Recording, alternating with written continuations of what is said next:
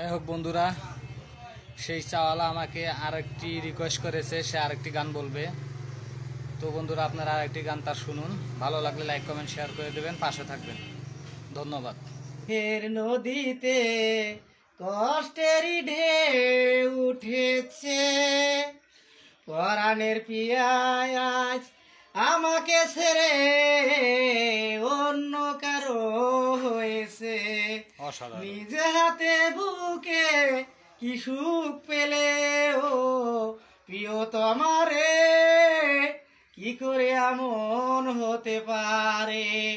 দুই চোখের নদীতে কষ্টেরই ঢেউ উঠেছে, পরাণের পিয়ায় আজ আমাকে ছেড়ে অন্য কারো হয়েছে।